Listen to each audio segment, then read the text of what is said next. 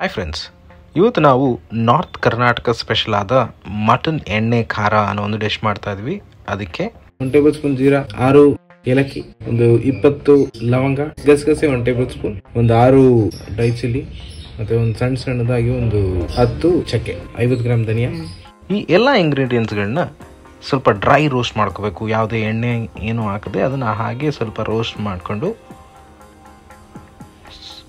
ಒಂದು ಸಪ್ರೇಟ್ ಪ್ಲೇಟ್ನಲ್ಲಿ ತೆಗೆದಿಟ್ಬಿಡೋಣ. ಹಾಗೆ ಸ್ವಲ್ಪ 50 ಗ್ರಾಮ್ ಬ್ಯಾಡ್ಗೆ ಮೆಣಸಿನಕಾಯಿ, 50 ಗ್ರಾಮ್ ಡ್ರೈ ಚಿಲ್ಲಿ ಹಾಕಿ ಅದನ್ನು ಸ್ವಲ್ಪ ಡ್ರೈ ರೋಸ್ಟ್ ಮಾಡ್ಕೊಳ್ಳೋಣ.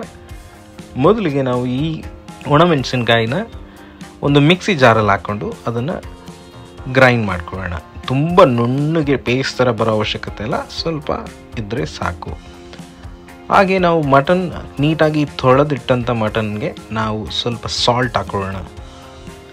ಆಮೇಲೆ ಅದ್ರ ಮೇಲೆ ಸ್ವಲ್ಪ 1 ಟೀ ಸ್ಪೂನ್ ಟರ್ಮರಿಕ್ ಪೌಡ್ರ್ ಹಾಕೊಳ್ಳೋಣ.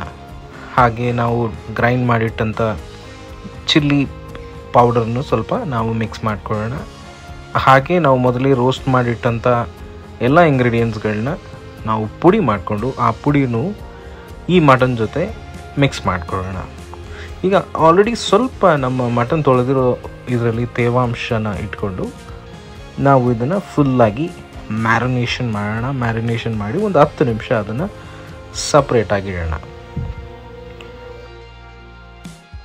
ಒಂದು ಸಣ್ಣ ಜಾರ್ ತಗೊಂಡು ಅದರಲ್ಲಿ ಒಂದು 200 ಗ್ರಾಮ್ ಈರುಳ್ಳಿ ಹಾಕೊಳ್ಳೋಣ, ಆನಿಯನ್. ಹಾಗೆ ಒಂದು 20 ಬೆಳ್ಳುಳ್ಳಿ ಹಾಕೊಳ್ಳೋಣ, ಗಾರ್ಲಿಕ್. ಮತ್ತು ಒಂದು ಸ್ವಲ್ಪ ಸಣ್ಣ ಪೀಸು ಜಿಂಜರ್ ಹಾಕೊಳ್ಳೋಣ. ಇದನ್ನೆಲ್ಲ ಹಾಕ್ಕೊಂಡು ಹಾಗೆ ಪೇಸ್ಟ್ ಆಗೋ ರೀತಿ ಇದನ್ನು ನಾವು ರುಬ್ಕೊಳ್ಳೋಣ. ಇದು ಒಂಥರ ಜಿಂಜರ್ ಗಾರ್ಲಿಕ್ ಪೇಸ್ಟ್ ಹಾಕೋ ಹಾಗೆ, ಬಟ್ ನಾವು ಸ್ವಲ್ಪ ಈರುಳ್ಳಿನೂ ಇದರಲ್ಲಿ ಮಿಕ್ಸ್ ಮಾಡ್ಕೊಳ್ಳೋಣ.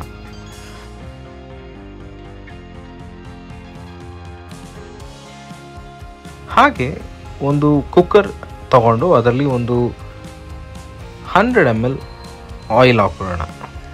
ನಾವು ಕೋಲ್ಡ್ ಪ್ರೆಸ್ಡ್ ಗ್ರೌಂಡ್ನಟ್ ಆಯಿಲ್ ಹಾಕ್ತಾ ಇದ್ದೀವಿ, ಕಡಲೆ ಬೀಜದ ಎಣ್ಣೆ. ನಿಮಗೆ ರಿಫೈನ್ಡ್ ಆಯಿಲ್ ಇದ್ರೂ ಹಾಕೋಬೋದು.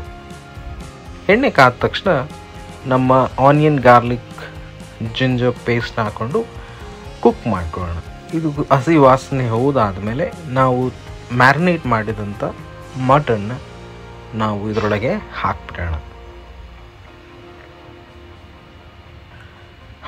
ಹಾಕ್ಬಿಟ್ಟು ಸ್ವಲ್ಪ ಅದನ್ನು ಮಿಕ್ಸ್ ಮಾಡ್ಕೊಳ್ಳೋಣ. ನಾವು ಈ ಆನಿಯನ್ ಗಾರ್ಲಿಕ್ ಪೇಸ್ಟ್ ಏನಿತ್ತು ಅದು ಫುಲ್ಲು ಈ ಮಟನ್ಗೆ ನೀಟಾಗಿ ಮಿಕ್ಸ್ ಮಾಡ್ಕೊಳ್ಳೋಣ. ಒಂದು 1 ಲೀಟರ್ ನೀರು ಹಾಕ್ಕೊಳ್ಳೋಣ. ಈ ಮಟನ್ ಮೇಲ್ ಬರೋ ಹಾಗಿರಬೇಕು. ಆಲ್ರೆಡಿ ನಾವು ಮಟನ್ಗೆ ಸಾಲ್ಟ್ ಹಾಕಿದ್ದೀವಿ. ಈಗ ಸ್ವಲ್ಪ ಗ್ರೇವಿಗೆ ಎಷ್ಟು ಬೇಕು ಅಷ್ಟು ಮಾತ್ರ ಸಾಲ್ಟ್ ಹಾಕ್ಕೊಂಡು ಅದನ್ನು ಇನ್ನೊಂದು ಸಲ ತಿರುಗಿಸಿ ನೀಟಾಗಿ ಮಿಕ್ಸ್ ಮಾಡಿಕೊಂಡು ಕುಕ್ಕರ್ ಲಿಡ್ ಹಾಕ್ಬಿಡೋಣ. 3 ವಿಸಲ್ ಬಿಡೋಣ. 3 ವಿಸಲ್ ಆದ ತಕ್ಷಣ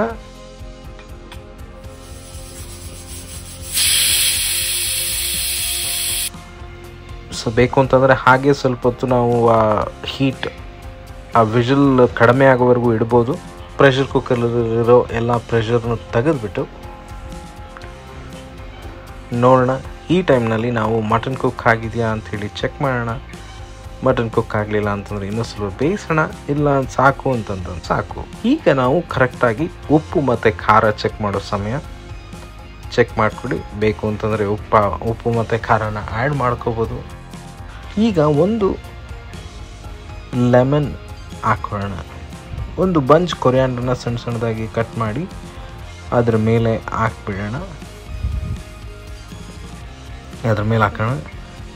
ಇಲ್ಲಿಗೆ ನಮ್ಮ mutton north Karnataka special mutton ಎಣ್ಣೆ ಖಾರ ರೆಡಿ ಇದೆ.